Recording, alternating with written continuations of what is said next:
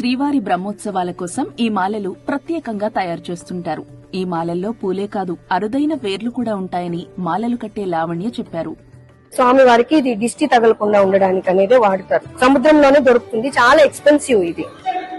ఇది అన్ని జాగాల్లో దొరకదు, ఇంకెక్కడ టెంపుల్లో కూడా దీన్ని వాడరు. ఇక్కడ మన స్వామి వారికి ఈయన అలంకార ప్రియుడు కాబట్టి ఎంత ఖర్చు పెట్టి అయినా ఈయన చేసుకోగలరు కాబట్టి చాలా ఎక్స్పెన్సివ్. ఇది విశేషమైన ఉత్సవాల టైంలో మాత్రమే వాడతారు. అది వచ్చిన తర్వాత వేరంతా నీట్ గా కట్ చేసేసుకొని ఇలా అరిటి నార పెట్టుకొని మాలలాగా తయారు చేసి స్వామి వారికి గుచ్చుకోకుండా ఉండడానికి ఎక్స్ట్రా అన్ని కత్తిరితో కట్ చేసేసి తర్వాత ఇలా దాని షేప్ చేస్తారనమాట. ఇలా చేసి తర్వాత స్వామి వారికి ఇట్లా మాల రూపంలో వేస్తారు. తిరుమలలో మూల విరాట్ కి రోజుకు 2 సార్లు తోమాల సేవ, పుష్ప కైంకర్యం ఉంటుంది. ఈ తోమాల సేవకు వాడే పూలమాలను సాలిగ్రామం అంటారు. అది ఎంత ప్రత్యేకమో ఎలా తయారు చేస్తారో చెప్పారు ఈశ్వరయ్య. స్వామివారి భుజం దగ్గర నుంచి పాదాల వరకు వేసే ఈ పూలమాల సాలిగ్రామం అంటాము. ఇది స్వామివారికి తోమాల సేవకేస్తే మొదటి మాల సాలిగ్రామం అంటారు. ఇది పన్నీరాకు, చామంతి, రుక్షి, లిలీస్ వీటిని పెట్టి స్వామివారి పుష్పకాయానికి సాలిగ్రామ మాలని అల్లుతాం సార్. ఇది 10 అడుగులు. స్వామివారి మాలలకు ఉపయోగించే పువ్వులను దాతలిస్తారని, బెంగళూరు, చెన్నై, మధురై, సేలం లాంటి ప్రాంతాల నుంచి అవి తిరుమలకు వస్తాయని ఈశ్వరయ్య చెప్పారు. శిఖామణి అనే మరో ప్రత్యేక మాల గురించి కూడా ఆయన వివరించారు. ఈ శిఖామణి మాల వచ్చి స్వామివారి కిరీటం దగ్గర నుంచి భుజం వరకు ఈ శిఖామణి మాలని వేస్తారు. ఇది 5.5 అడుగు సార్. ఈ మాలకు రుక్షి, చామంతి, పన్నీరాకు, లిలీస్ ఇవి పెట్టి శిఖామణి మాలను తయారు చేస్తాము. ఇది స్వామివారికి రోజుకి 2 సార్లు తోమాల సేవ పుష్ప కైంకర్యం జరుగుతుంది. ఆ పుష్ప కైంకర్యానికి ఇవి స్వామివారికి వేస్తాము.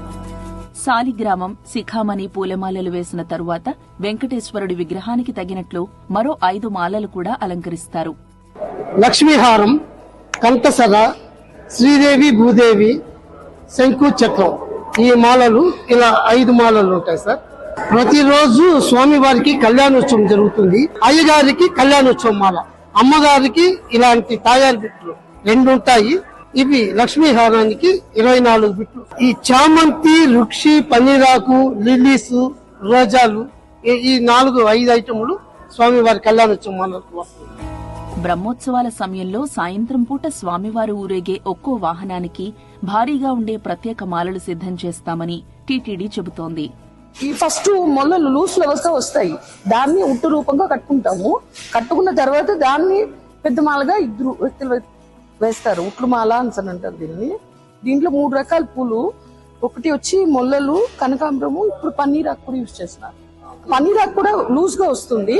ఆ ఆకుని జత చేసి నార ఉంటుంది, ఆ నారతో కట్టుకుంటారు. మొత్తం అరటి నారతోనే కడతారు. మొత్తం మాలంతా కూడా అరటి నారతోనే ఉంటుంది. కానీ లూజ్ పూలు ఉట్టు రూపంలో వస్తుంది. ఆ ఉట్టునే మళ్ళీ ఉట్లు మాలగా వేస్తారు దీన్ని. తిరుమలలో ఏడాదికి 10,000 మాలలు తయారు చేయిస్తుంది టీటీడీ. మూల విరాట్తో పాటు ఉప ఆలయాలకు రోజుకు 200 పూలమాలలు ఉపయోగిస్తారు. సంవత్సరానికి సుమారు 7,300 నంబర్ల మాలలు ఏర్పాటు చేస్తాము. వీటితో పాటు స్వామివారికి ప్రతి నెల మేజర్ ఉత్సవం ఒకటి ఉంటుంది. అట్లా 12 నెలలు కూడా ఉత్సవాలు ఉంటాయి. ఈ ఉత్సవాల సందర్భంగా అదనంగా సుమారు 700 నుంచి 800 నంబర్ల మాలలు ఏర్పాటు చేస్తాం. అంటే సుమారు ఒక 10,000 నంబర్ల మాలలను గత సంవత్సరం కూడా మనం ఏర్పాటు చేస్తాం. వీటితో పాటు బ్రహ్మోత్సవాల సమయంలో వివిధ వాహనాలకు ఉదయం, సాయంత్రం ప్రత్యేక మాలలు అలంకరిస్తారు. ఈ వాహనాలు కూడా సుమారు 50 వివిధ రకాల ఆకృతులతో అలాగే సైజులతో మాలలు ఏర్పాటు చేస్తాము. అంటే బ్రహ్మోత్సవం సందర్భంగా అదనంగా సుమారు 100 నంబర్ల మాలలు ఏర్పాటు చేస్తుంటారు. మనకు ప్రతినిత్యము స్వామివారికి 6 రకాల పుష్పాలు అలాగే 3 రకాల పత్రాలు వినియోగిస్తాము. ఈ అరుదైన ఉత్సవాలు సందర్భంగా సుమారు 12 రకాల సాంప్రదాయ పుష్పాలు అలాగే 6 రకాల సాంప్రదాయ పత్రాలు వినియోగిస్తాము. శ్రీవారి బ్రహ్మోత్సవాల్లో కొన్ని రకాల ప్రత్యేక పూలను వాడతామని టీటీడీ అధికారులు చెప్పారు. మనకి మామూలుగా బ్రహ్మోత్సవాల సందర్భంగా అలాగే రథసప్తమి, వైకుంఠ ఏకాదశి అరుదైన సందర్భాల్లో మనకి మగిలం పువ్వు అంటాము, పగడ పువ్వు అంటాము. అది 1 కేజీ సుమారు 2,000 రూపాయలు ఉంటుంది. అలాంటి పూలు కూడా మనం తీసుకొచ్చి స్వామివారి కైంకర్యం బాగా వినియోగిస్తాము. వీటితో పాటు కురువేరు అంటాము. కురువేరు కూడా మనకి సముద్రం పండిస్తారు. దాన్ని తీసుకొచ్చి స్వామికి దిష్టి తగలు కూడా వినియోగిస్తాము. వీటితో పాటు వట్టివేరు, అలాగే అన్ సీజన్ లో కూడా ఈ మల్లెపూలు మొలలు తీసుకొచ్చి కూడా స్వామివారి యొక్క కైంకర్య భాగం వినియోగిస్తుంటారు. తిరుమలలో రోజుకు 300 కిలోల పువ్వులు, ఆకులు వినియోగిస్తారు. మొత్తంగా ఏడాదికి 250 టన్నుల పువ్వులు, 20 లక్షల కట్ ఫ్లవర్స్ తెప్పిస్తామని టీటీడీ చెబుతోంది. మనకి ప్రతినిత్యం ప్రతిరోజు సుమారు 300 కేజీల వివిధ రకాల పుష్పాల పత్రాలు వినియోగిస్తామంటూ. అంటే నెలకి సుమారు మనకు 15,000 నుంచి 18,000 కేజీలు వినియోగిస్తాము. అట్నే సంవత్సరానికి సుమారు 1,20,000 కేజీ, 1,10,000 నుంచి 1,20,000 కేజీలు నిత్య దిట్టాన్ని వినియోగిస్తాము. అలాగే ఉత్సవాల సందర్భంగా ప్రతి నెల ఒక ఉత్సవం ఉంటుంది కాబట్టి ఈ 12 నెలలు 12 ఉత్సవాలు ఉంటాయి. ఈ ఉత్సవాల సందర్భంగా సుమారు 130 టన్నుల వివిధ రకాల సాంప్రదాయ పుష్పాలు, అలాగే 15 నుంచి 20 లక్షల కట్ ఫ్లవర్స్ ను కూడా మనం వినియోగిస్తున్నాం. ఇవన్నీ కలిపి సుమారు సంవత్సరానికి 250 టన్నుల సాంప్రదాయ పుష్పాలు, అలాగే 15 నుంచి 20 లక్షల కట్ ఫ్లవర్స్ ని ఈ సంవత్సరం పొడవునా స్వామివారి కైంకర్య భాగంగా వినియోగిస్తుంది.